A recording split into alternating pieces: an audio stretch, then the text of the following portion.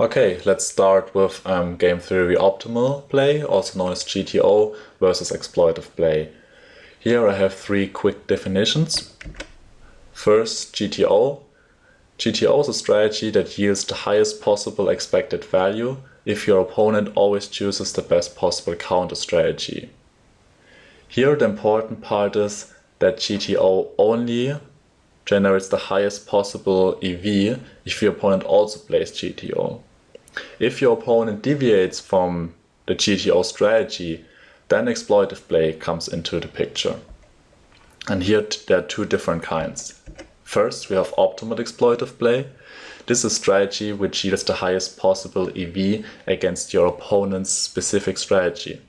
If your opponent changes strategy, you have to change yours too, which is different to GTO, which is basically indifferent to your opponent's strategy because it can be exploited. And then we also have suboptimal exploitive play.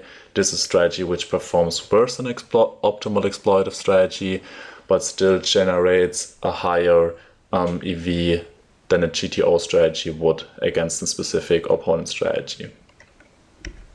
Okay, let's take a look at some examples for rock, paper, scissors. The GTO strategy here would be to choose rock, paper, scissors randomly with a probability of 33%, meaning the strategy can be exploited. But if our opponent doesn't play that strategy, there's a strategy which yields a higher expected value than GTO. First, here we have again the optimal exploitive play. So let's say our opponent chooses rock 60% of the time and paper and scissors 20% of the time each. Then our optimal exploitive play is to choose paper 100% of the time because our opponent plays rock more than 50%.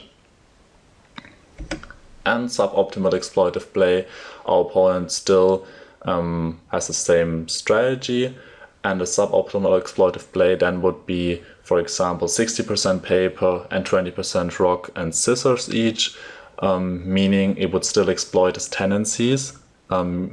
So he plays rock too often, but it wouldn't exploit it in an optimal way, which would be 100% paper.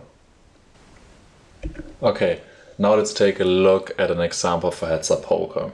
Let's assume we are on the river, and if we are betting our value hands, we're always winning, and with our bluffs, we're always losing. Now, if we bet half pot on the river, we're laying out 3-1 by betting, and the GTO strategy would be to bluff 25% of the time that we bet, meaning our opponent will be indifferent to calling or folding. And as a result, we know that if we deviate from this strategy, our opponent can exploit us. Also, in this scenario, the pot is laying us 2-1 our bluffs, so we become indifferent to betting or checking with our bluffs if our opponent calls 67% of the time. This would be our opponent's GTO strategy. If our opponent on the other hand deviates from this strategy, we can exploit him.